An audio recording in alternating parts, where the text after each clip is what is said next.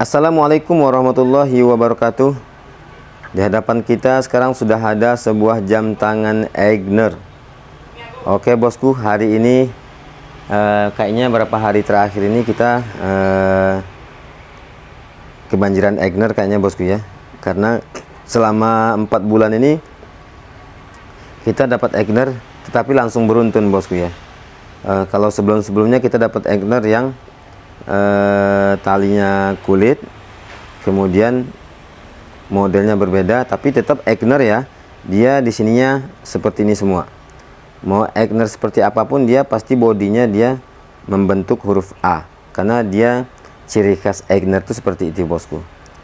Nah kali ini kita ketemu yang bahan stainlessnya bosku ya. Nah penampakannya seperti ini. Di bagian bezelnya ini cukup simple ya, simple, polos, dan dia sudah menyatu dengan body ya, tidak terpisah.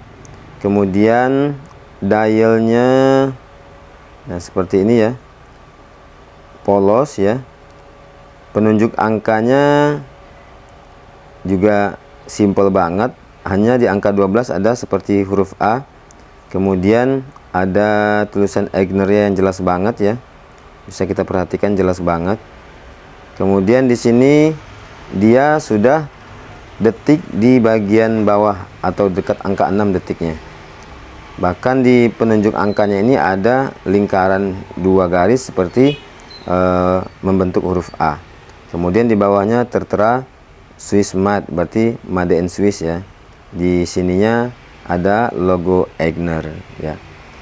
Oke, kita lanjut ke bagian belakangnya seperti ini ya. Nah ini bagian belakangnya. Nah, mukanya seperti ini bosku ya. Jadi kuncinya seperti ini ya. Kuncinya double ya. Satu begini, kemudian yang keduanya seperti ini. Nah, jadi 2. Cuman ini nggak tahu nih, tarik aja kayaknya bosku. Oke, seperti ini ya. Kemudian bagian belakangnya bisa kita perhatikan. Di sini tulisannya Aigner. Kemudian di bawah tulisan Aigner itu ada Fares ya, Fares. Jadi ini tipenya mungkin Fares. Kemudian tertera di bawahnya Swiss Made ya, Made in Swiss, all stainless steel, 3 ATM atau 30 meter ya, water resistant.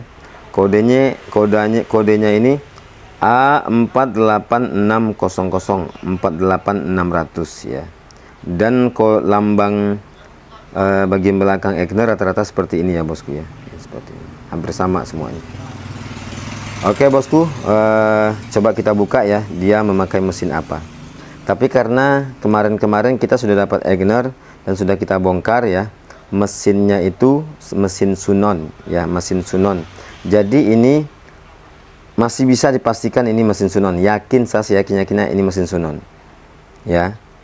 Karena di sini kan tidak ada penunjuk kode mesin atau kaliber ya bosku ya. Tetapi sudah dipastikan ini mesin Sunon, karena kemarin kita sudah 2 membongkar Aigner yang sama bentuknya, beda warna, namun dia pakai Sunon PE81 yang ada krono di angka 369. Sedangkan ini dia bukan krono, tapi dia lebih ke jarum detik. Jarum detiknya ada di bawah. Dan jarum detik di bawah seperti ini biasanya itu mesinnya Sunon PE, lupa saya, PE 45 apa PE berapa gitu ya. Oke, kita bongkar bosku ya. Coba kita bongkar. Ini modelnya congkelan. Kita cari bagian selahnya atau lidahnya, karena dia rata-rata pasti ada tempat congkelannya bosku. Kalau enggak agak susah dia. Kok nggak ada ya? Apa bagian belakang? Oh, bagian belakang ini bosku nih. Cuman susah ini, kita nggak bisa ngebuka ini. Bagian belakang ini dia. Apa pakai obeng kecil kali ya? Sini nih. Oh iya bosku, bagian belakang bosku. Tuh kan? Sudah dipastikan dia pakai mesin Sunon ya. Ya. Dan betiknya bagian bawah. GT 18 16 atau 18 ini nggak jelas. Seperti 8, seperti 6, 18. GT 18 ya, nggak terlalu jelas ini bosku. Dan di sini dia memakai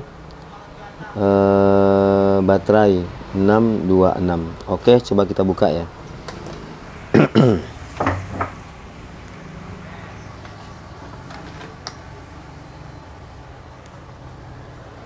Oke, coba kita buka baterainya dulu.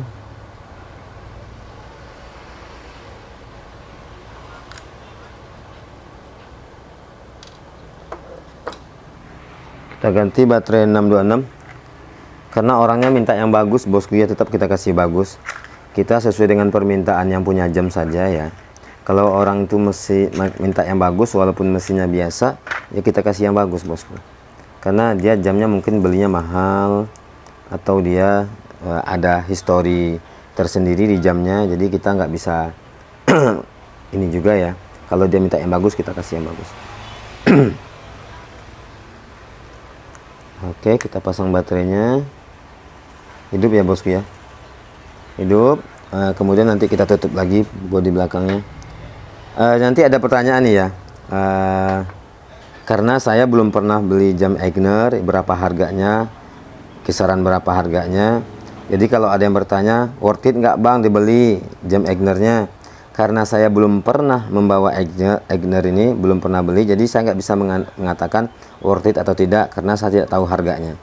Ketika saya tahu harganya, baru saya bisa mengatakan itu worth it atau tidak ya. Ya bosku, maaf bosku ya. Jadi saya nggak bisa menentukan ini worth it atau tidak.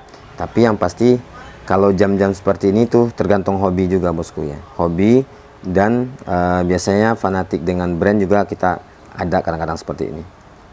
Tapi kalau ditanya worth it-nya, saya nggak bisa ngejawab worth it atau tidak. Kalau di segi kualitas body ya, saya sangat worth it sekali ini bosku. Kalau segi body aja ya, ini saya ngebahas body ya, nggak ke mesin ya. Ketika ini dibahas tentang body, itu worth it banget. Dan memang sudah kualitas bodinya memang sudah saya akui ya bagus lah ya, daripada mesin-mesin jam-jam fashion yang lain yang harga-harga 200-300. Ini sudah bagus banget fashionnya, bodinya sudah bagus, talinya sudah bagus juga, dan yang lainnya. Tetapi kalau di bagian mesin saya kurang ya, bagian mesin saya kurang, karena ini hanya memakai mesin standar banget ya. Jadi bukan berarti barang ini nggak bagus bosku ya, barang ini bagus ya, tergantung kebutuhan kita fashion, terus kualitas body atau bagaimana gitu kan. Kan ada orang yang memakai jam modelnya biasa-biasa saja, tetapi dia mesinnya bagus banget, ada juga ya. Jadi kembali kepada diri kita masing-masing ya. Silakan kalau memang hobi jamnya seperti ini modelnya, silakan dibeli ya, silakan dibeli, tidak ada masalah, karena kualitas bodinya juga tidak yang biasa-biasa, sudah boleh dikatakan bagus banget ya, bagus lah kalau di harga-harga di bawah 500-an ya. Cuman yang saya bahas ini mesin bosku. Kalau di mesin saya tidak rekomen ya kalau mesin, kecuali nanti bosku ingin upgrade ke mesin yang lain, itu mungkin bisa saja ya. Oke bosku, hanya sekedar itu, sekedar masukan dari saya sebagai servis ya. Mudah-mudahan bisa bermanfaat. Terima kasih. Wassalamualaikum warahmatullahi wabarakatuh.